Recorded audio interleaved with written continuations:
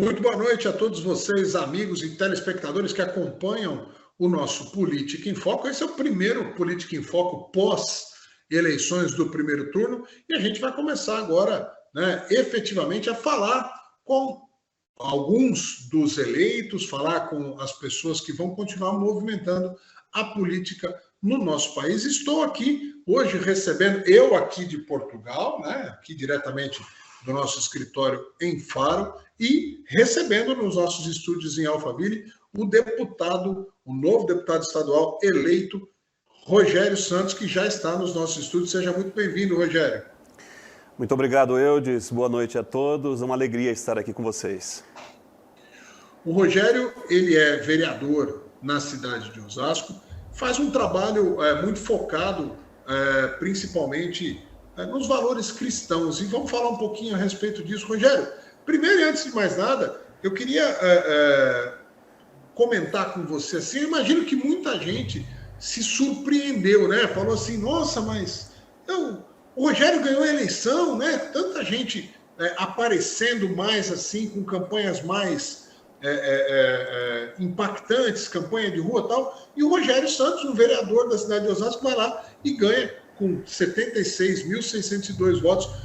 Fala um pouquinho do porquê dessa surpresa de muita gente e como foi feita a construção desse trabalho para chegar nessa vitória. Sim, claro. Eu estou na política hoje porque eu participo de um projeto dentro do estado de São Paulo que forma lideranças para a sociedade e também para a política. E já em 2016, quando fui eleito vereador pela primeira vez, foi esse grupo de pessoas organizado aqui na cidade de Osasco quem acabou fazendo um pleito interno que escolheu o meu nome. Esse grupo se organizou e acabou lá em 2016 me elegendo vereador nesse modo de fazer eleição, de fazer campanha, desculpa. Uma campanha onde as pessoas participam diretamente por consciência.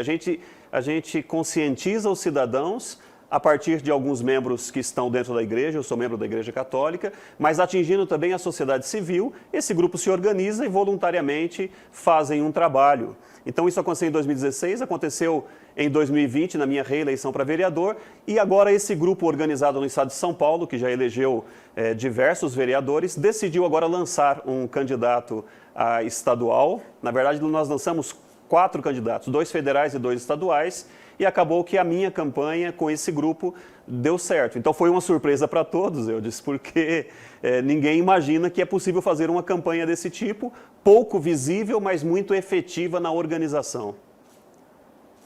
Rogério, um dos grandes apoios de peso que você recebeu foi do Dr. Ives Gandra Martins, que é uma referência, um jurista referência. Queria que você falasse um pouco do quão importante foi esse apoio, não só como personalidade jurídica que ele é, mas também de ser um conservador, uma pessoa ligada aos valores cristãos. Fala um pouquinho a respeito desse professor Ives Gandra Martins. Sim, o professor e doutor Ives Gandra Martins é um dos maiores juristas que a gente tem no país, alguém respeitadíssimo, que acompanha também esse trabalho, esse projeto que a gente faz no estado de São Paulo, liderado pelo deputado Reinaldo Augusto, que é do interior de São Paulo, de Dracena.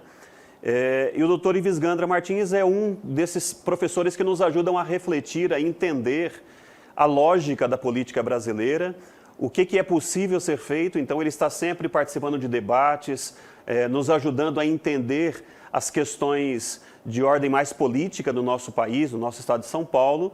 E agora, durante a campanha, ele mesmo nos convidou, a mim e ao deputado federal Henrico Mizasi, que acabou ficando como primeiro suplente, mas ele nos convidou para manifestar o seu apoio, porque conhece o projeto, conhece também a nós, dos vários debates e reflexões que a gente faz junto. O apoio do Dr. Ives Gandra certamente foi de grande peso, de grande importância para a nossa campanha. E eu sou muito grato porque é uma relação em torno da verdade, não é uma relação de interesses políticos meramente. É uma relação de 2 pessoas ou de um grupo de pessoas, e o Dr. Ives Gandra participa exatamente por conta disso, porque é um grupo de pessoas interessado em buscar a verdade e, a partir da verdade, encontrar os caminhos para o bem comum. O Dr. Ives Gandra sempre manifesta isso, a importância de ter pessoas que correspondam e representem esses valores, esses princípios que norteiam uma boa sociedade, e por conta disso ele manifestou apoio a algumas pessoas, não foram muitas, e dentre elas o meu nome também recebeu esse apoio. Eu sou muito grato. Aproveito aqui para mandar um abraço para o Dr. Ives Gandra, que tem feito um trabalho extraordinário, mesmo depois dos seus 80 anos, continua ainda ativo, preocupado e ajudando a organizar o nosso país. Ô, Rogério, a tal da polarização, a gente fala disso toda hora, tal, mas não tem jeito de não falar pelo momento que a gente está vivendo. E nessa história da polarização, vamos dizer, os conservadores, as pessoas mais à direita, reforçaram muito valores cristãos, falaram muito a respeito de valores, religião e religiosidade, como coisas diferentes. Foi muito falado. Do outro lado, a esquerda bateu muito, Estado é laico, não pode misturar religião com política, isso não dá certo, isso todas as vezes foram projetos totalitários e tal. Eu queria que você falasse um pouco, eu tenho certeza que você tem uma opinião formada e muito incisiva da diferença entre um Estado laico e dos valores religiosos do cristianismo ou de qualquer outra religião para a prática, vamos dizer, da política. Fala um pouquinho a respeito disso, porque a gente acabou de ver, né, nessa semana, o debate Bolsonaro e Lula, também como ele ficou muito amarrado nessa história da religiosidade e tal. Esse tema passa a ser, talvez, um dos mais importantes que podem definir a próxima eleição, agora o segundo turno entre Bolsonaro e Lula. Fala um pouquinho a diferença de Estado laico para os valores cristãos dentro da sociedade. Oi, Eudes, é muito boa essa questão sua e muito oportuna, porque é o seguinte, todos acabam em alguns momentos da discussão política, não só no momento eleitoral, acabam comentando e usam exatamente essa frase, né, que não se pode misturar, que não se pode falar de religião dentro de um assunto ou ambiente político. Mas a verdade, né, a evidência da realidade mostra o seguinte, que quando chega na hora de decidir as coisas, os assuntos de natureza religiosa compõem um cenário de sociedade. É impossível dissociar, separar a realidade da religião nestas horas onde vai se tomar decisões. O que a gente assiste hoje de uma polarização é uma palavra que a gente está muito em evidência, e porque expressam dois lados diferentes, infelizmente conflitantes. Não precisaria ser assim, você pode ter dois polos que discutem, que dialoguem dentro de uma democracia, mas infelizmente virou um campo de guerra onde um acaba acusando o outro e daí fica essa temática toda. Só que nesse ambiente vem à tona novamente o assunto religião, para mostrar que de fato o Estado é laico. Só que existe uma diferença entre o Estado ser laico, a laicidade do Estado, e a questão da fé. Parece que está confundindo, mas não. Entenda só, o povo brasileiro, ele é cristão, na sua maioria. Uma coisa é você não colocar o assunto geral da religião, outra coisa é dizer que a pessoa que não tem fé não pode participar da política, porque quando vem um momento como esse, são as pessoas que manifestam fé que vão ter que tomar decisão. Não dá para colocar religião de lado, não dá para colocar sua profissão de fé de lado para dizer eu vou decidir só politicamente. Sim, estão presentes aí os nossos valores. Valores cristãos ou valores religiosos, mas também valores humanos, como a defesa da vida, a defesa da família, o problema do aborto, o problema da ideologia de gênero. Essas coisas todas estão presentes na discussão popular, na discussão dos cidadãos, e são assuntos de natureza também política. Então, nesta hora, deve-se sim fazer uma escolha, e cada um faz a sua, por qual lado que representa melhor os seus princípios, os seus valores, sejam eles meramente humanos ou religiosos. Agora nós temos dois grupos, que um está mais evidentemente claro quais são os seus valores de natureza mais cristã, do lado do Bolsonaro, por exemplo, e alguns desses valores também estão dentro da discussão com a esquerda, mas com problemas. Por exemplo, com a defesa do aborto, com problemas da defesa de ideologia de gêneros e tantas outras coisas mais. O ataque às famílias, a liberação das drogas, que são pautas que acabam nesta hora sendo decisivas. E nós vamos ter que decidir em cima dessas duas realidades. Você, de alguma maneira, Rogério, eu não vou citar especificamente aqui, mas sofreu constrangimentos por conta da sua opinião. E aí a gente fala de um outro tema que está sendo muito falado, muito comentado, que é liberdade de opinião, de expressão, liberdade de dizer, de pensar e de agir conforme os seus valores. Você recebeu aí uma espécie de...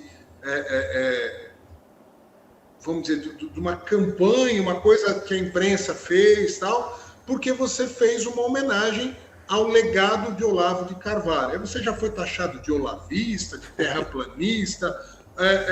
Você acha que tem um jogo sujo de uma parte da imprensa, e não só da imprensa, mas, vamos dizer, dos adversários, de quererem transformar qualquer pessoa à direita, qualquer pessoa conservadora, em extremista, enquanto na esquerda a gente vê diversos tons, tem o extremo, tem o menos extremo, tem o centro-esquerda, essas nomenclaturas, onde na direita só existe extrema-direita e na esquerda existe um monte de tom, te incomoda de alguma maneira? E queria que você falasse um pouco desse incômodo que você teve, esse desgaste que você teve a respeito de Olavo de Carvalho. Na verdade, só para retomar aqui o assunto, eu fiz uma manifestação manifestando uma solidariedade à família e os meus sentimentos pela perda do Olavo de Carvalho por ocasião do seu falecimento, um tempo atrás. E por conta disso, acabou que uma parte da imprensa, ou alguém da imprensa local, acabou me rotulando como olavista, que na verdade eu não sou. Eu tenho um grande respeito pelo trabalho do Olavo de Carvalho, mas não é que eu o siga em todas as suas reflexões. Eu tenho uma grande admiração por ele. E aí outras acusações a mais. Foi um inconveniente, sim. Tentaram constranger, mas isso não me incomodou, porque a verdade é outra. E um problema que a gente tem atual, é um problema do autoritarismo, que você tocou muito, muito bem aí. O autoritarismo ele se apresenta exatamente dessa forma. Quando você concorda com a pessoa autoritária, ótimo, você é um deles, então vocês juntos salvam o mundo. Se discordar, então você não presta, você não vale nada, e daí vem todo o xingamento e toda a tentativa de acusação, enfim. Esse é o problema grave. O problema não está em ser da direita ou da esquerda, o problema está em cair em um autoritarismo, seja de qual lado for. Qualquer lado que tender para um autoritarismo de imposição de ideias, de desrespeito à forma de pensar ou de decidir do outro, isso é um problema grave para a política. E o que nós temos visto no nosso Brasil, infelizmente, no nosso tempo, não os extremos apenas, mas essa acusação autoritária que cai sobre todo aquele que discorda. Nós perdemos no Brasil o direito de discordar, o direito de manifestar uma opinião, o direito de manifestar aquilo que a gente quer acreditar ou decidir. Então, a gravidade está aqui. Por isso que eu estou dentro de um projeto onde nós trabalhamos exatamente a união do nosso país, para fugir desses extremos, para fugir desse autoritarismo, trazer de novo as pessoas para um consenso. Divergência, Eudes, você sabe, nós vamos ter sempre divergências de opiniões, divergências de ideias, de ideologias, mas o que importa é, no meio dessas divergências, a gente conseguir sentar, dialogar e encontrar caminhos. É assim que eu faço a política e é por isso que eu também espero ser respeitado diante das minhas decisões. Às vezes a gente não mas não tem problema. É assim que eu vou continuar acreditando, que a gente tem democraticamente o direito de manifestar a nossa escolha, a nossa decisão, especialmente como um momento deste que é o momento político. Rogério, a gente sempre acompanhou a expressão bancada evangélica, né? Isso é uma expressão já bastante utilizada no meio político. Tem bancada evangélica em Câmara de Vereador, tem bancada evangélica na Assembleia Legislativa, no Parlamento Federal, na Câmara dos Deputados, no Senado, essa expressão bancada evangélica. Só que agora a gente tem ouvido uma mudança de nomenclatura, que é bancada cristã ou bancada conservadora. Acho que o resultado do primeiro turno das urnas foi muito claro em relação a que o Brasil é, sim, um país conservador. Esquece direita e esquerda, mas o conservadorismo, os valores conservadores de família, de pátria, de religião, seja ela qual for, são muito fortes, né, no sentimento do brasileiro. Você acha que essa evolução de sair da nomenclatura bancada evangélica e ser uma coisa um pouco mais abrangente, uma bancada cristã ou uma bancada conservadora, vai dar mais força para que esse grupo de homens e mulheres em todos os estágios aí do governo possam levar as políticas públicas respeitando esses valores que foram eleitos, afinal de contas? Você acha que isso vai ser um upgrade para essa batalha política que é permanente? Eu acho que esse diálogo com os evangélicos, primeiro, ele é muito importante. Eu sou católico e o diálogo com os evangélicos é muito importante. Existem divergências de natureza teológica, né, de princípios teológicos a respeito da interpretação da fé, da palavra de Deus. Então, há uma divergência teológica. Mas quando vem para o ambiente político, essa formatação que acaba se desenhando em bancadas evangélicas ou bancada católica, bancada disso ou daquilo, eu não me aproprio muito dessas terminologias e não sou muito favorável a elas.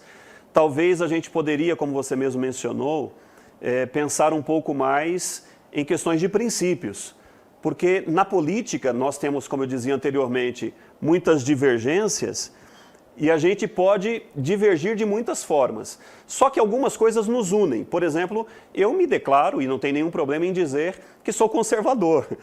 As pessoas que me acompanham sabem disso. Aliás, esses dias, alguém tentou me acusar e a acusação foi: você é um conservador. E para mim isso é um elogio, porque de fato a pessoa reconhece os meus valores e os meus princípios nessa manifestação. Então você ter alguém que é conservador, ou alguém que é mais centro-esquerda ou centro-direita, de alguma maneira desenhou ali os seus princípios, seus valores, as coisas que acredita. Eu não gosto muito quando vai para os extremos, o extremo esquerdo ou o extremo direito. Mas organizar as pessoas, sejam evangélicos ou católicos, dentro de uma dessas ideologias democráticas, porque tem ideologias democráticas e tem ideologias autoritárias, mas dentro de algumas dessas ideologias democráticas, isso não é um problema. Isso é uma forma de organização que eu acho que funciona mais. Então, hoje nós temos no Brasil um grupo de conservadores que traz consigo evangélicos, traz católicos, traz pessoas que não professam religião nenhuma, mas que querem conservar valores da sociedade, a história da sociedade, a tradição, as boas coisas que aconteceram na história humana, independente da religião. Você tem conservadores aqui dentro também. E tem pessoas que são conservadores com uma tendência mais liberal e conservadores com uma tendência mais social-democrata, que está mais ao centro-esquerda. Organizar dessa forma é uma forma racional de fazer política.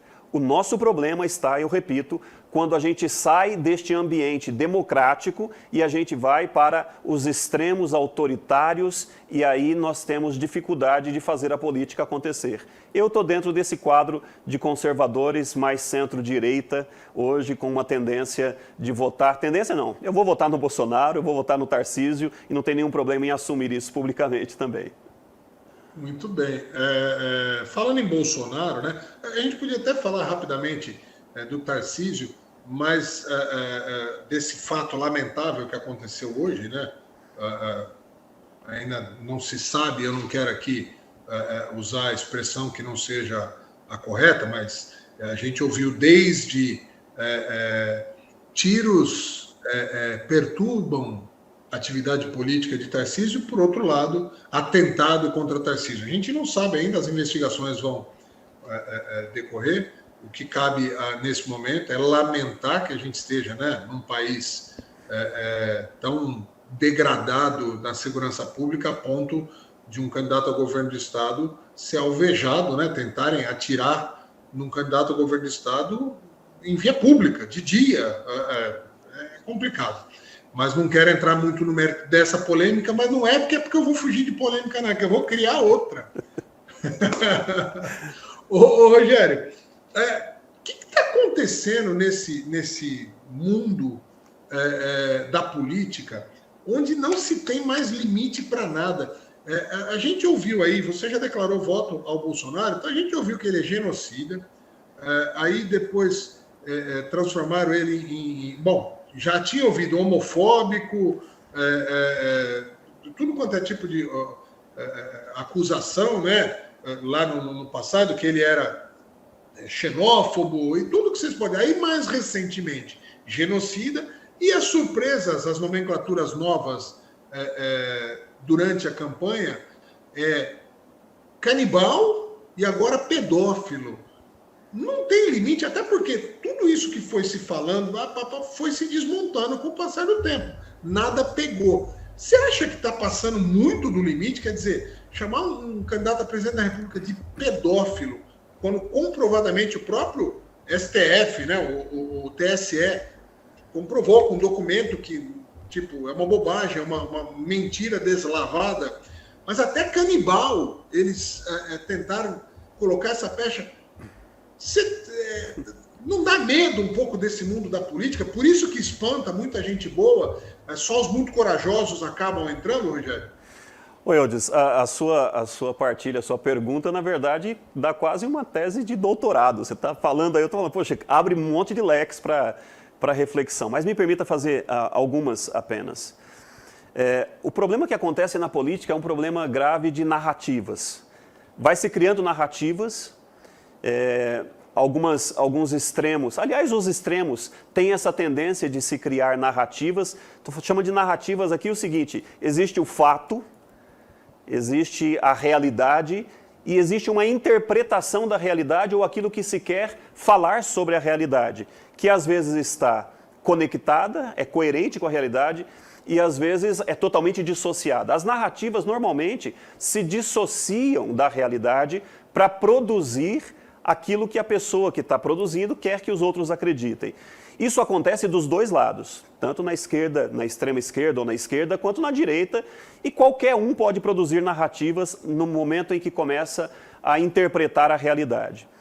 Interpretação é uma porta aberta, o problema não está na interpretação, o problema está quando atravessa essa porta e começa-se a inventar, a partir de um fato ou de alguma ideia, começa a se inventar algo que a pessoa espera que o outro acredite. Então, por isso que eu falei que é quase uma tese de doutorado isso. No Brasil, o que está acontecendo?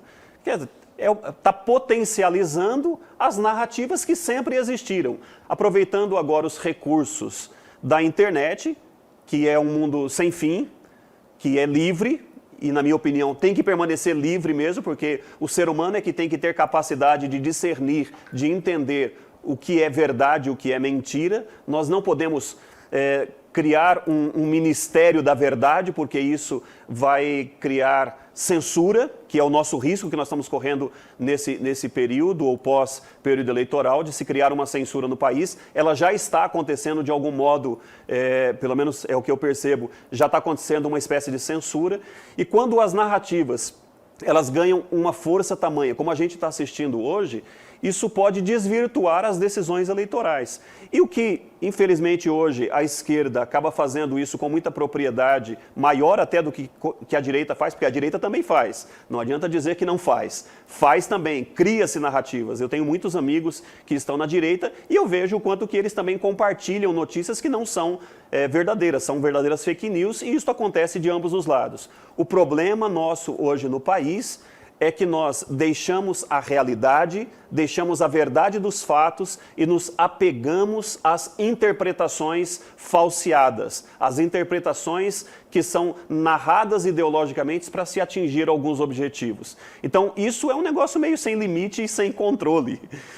Nós vamos ter que usar os recursos da nossa capacidade humana e também, claro, as instituições que podem colaborar com isso para dar ao ser humano, a mim e a você que está assistindo, capacidade de verificar o que é fato ou o que é mentira.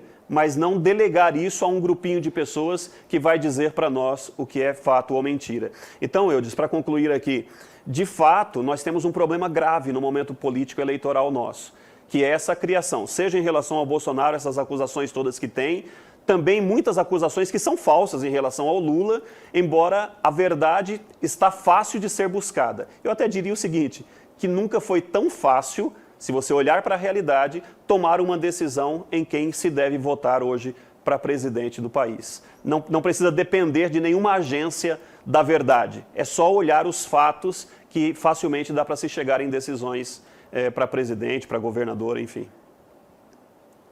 Eu estou aqui me segurando, não vou falar, mas vou falar. É fácil identificar se um lado é canibal e se o outro lado é ladrão. É fácil de identificar, é só dar um Google aí que vocês vão descobrir, mas isso sou eu que estou falando. Ô, Rogério, fala de uma característica sua. Você é um cara muito articulado, você é eloquente nas suas palavras, você é quase didático. Quando você fala dentro da tua tranquilidade, do teu jeitão mais sereno, você não deixa de ter eloquência, de ter início, meio e fim, você é um bom orador, ponto.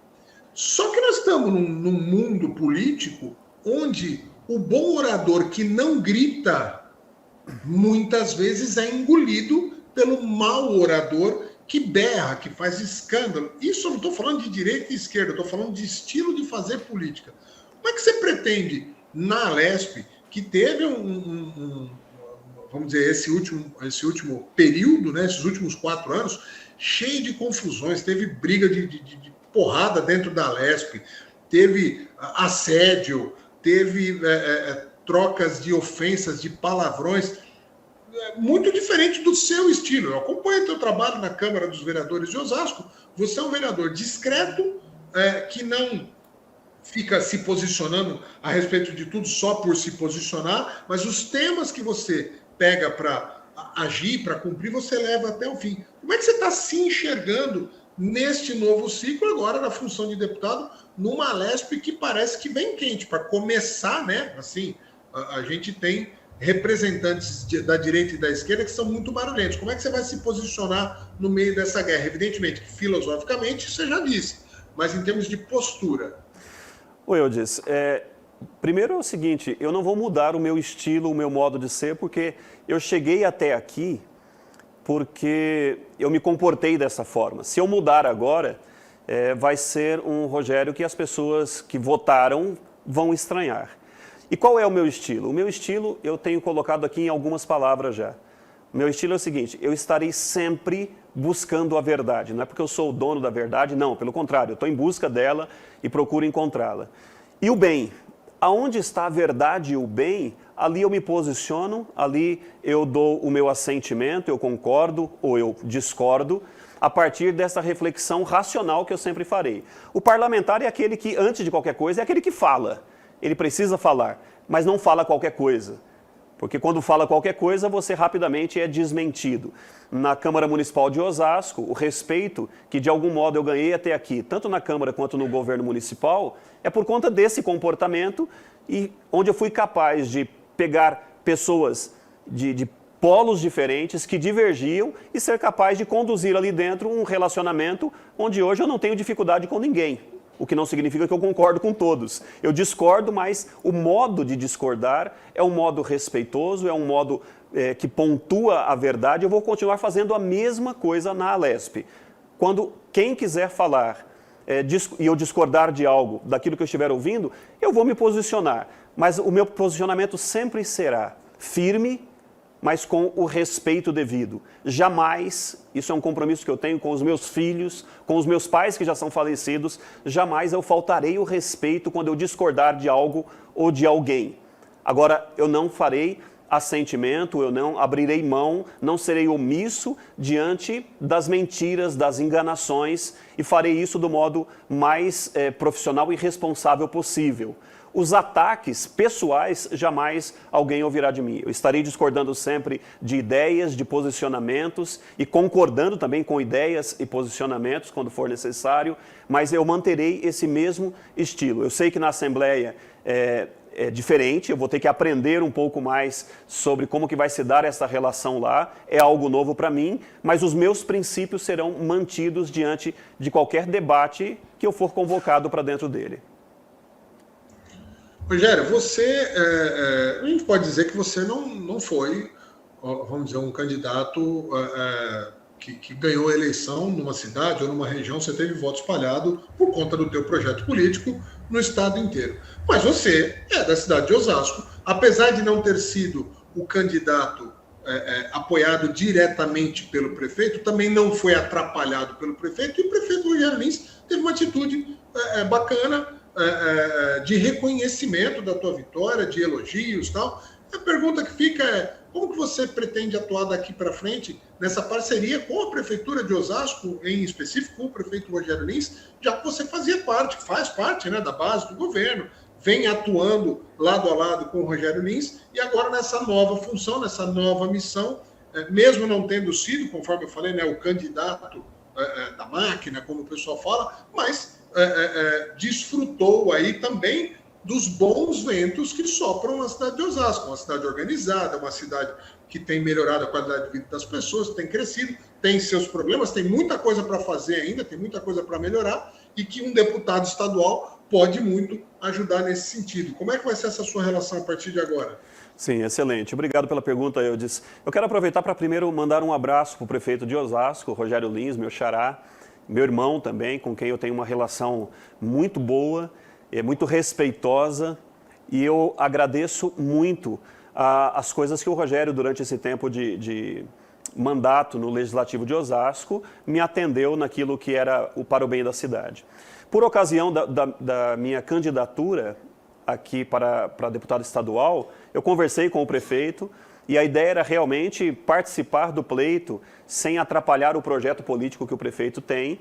Tanto é verdade que ele acolheu, e no lançamento da nossa pré-candidatura, ele esteve presente conosco, deu uma palavra de incentivo, esteve lá, mas é claro, ele tinha um projeto político para a eleição do Gerson Pessoa, que foi eleito deputado estadual, muito bem votado na cidade de Osasco, e o Rogério, claro, se colocou ali à disposição para ajudar no que fosse possível, mas nós tínhamos um projeto com o nosso grupo, como mencionei anteriormente, e foi o nosso grupo quem se organizou politicamente. Bom, eu sou um deputado eleito hoje pelo estado de São Paulo, tive voto em 450 cidades do estado de São Paulo, também tive uma votação muito boa aqui em Osasco, uma votação muito representativa também em São Paulo, mas a ideia é, claro, que a gente consiga fazer um trabalho pelo estado de São Paulo, mesmo porque eu me tornei um deputado desse projeto que está no estado de São Paulo, e eu quero representar o projeto em todo o estado de São Paulo, a partir das necessidades de cada um dos municípios, naquilo que for possível atender.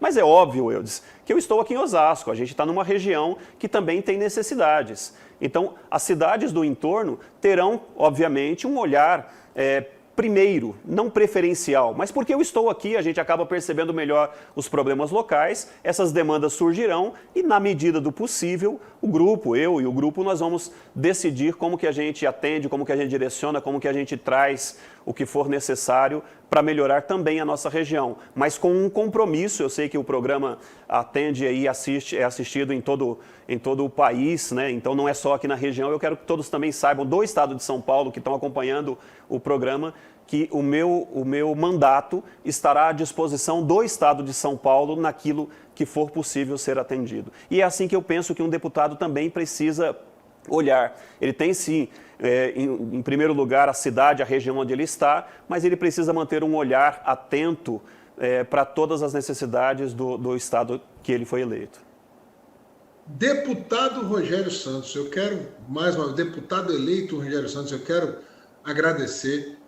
Que bom, né, se os novos ventos da política tragam e que venham a trazer homens públicos com tanto poder de discernimento, com essa tranquilidade, com essa clareza de opinião, em que não foge do enfrentamento, mas não transforma exatamente tudo em uma briga, em uma guerra. Nem guerra santa não é boa. A palavra guerra não é adequada nunca. Então eu quero agradecer, Rogério, parabenizar pela vitória. mas mais do que pela vitória, é o que te trouxe até aí, né? O que te levou até essa vitória, que é uma postura séria, ilibada, respeitosa com a população de Osasco, com a região e agora com o estado de São Paulo como um todo. Parabéns, suas considerações finais. Eudes, eu que quero agradecer esse espaço que a Connect TV, o Política em Foco, está dando para a gente poder manifestar um pouco do que a gente pensa, e quero só terminar dizendo isso. De fato, a política não é guerra. A política é a expressão, uma das expressões mais elevadas do exercício da caridade, do amor. Enquanto fizermos da política um lugar de confronto, de conflito, de guerra, a gente não construirá nada. Porque a revolta só destrói. O que constrói uma sociedade é a esperança de um povo que, embora divirja em algumas opiniões, continua focado em promover o que é correto, o que é o bem, o que vai produzir para uma sociedade melhor. É assim que eu vou viver na política, até que Deus queira, até que o grupo entenda que eu deva representá-lo, e eu sou muito grato de poder ter aqui na Connect TV esse espaço para a gente expressar toda essa nossa visão de política e visão de mundo. Obrigado, que Deus abençoe a todos vocês. Amém. Muito obrigado. Esse foi o deputado eleito Rogério Santos, da cidade de Osasco, mas agora, com novos voos aí. Parabéns mais uma vez. E agradeço também a audiência de todos vocês. Continuem conectados com a Connect TV. Até mais.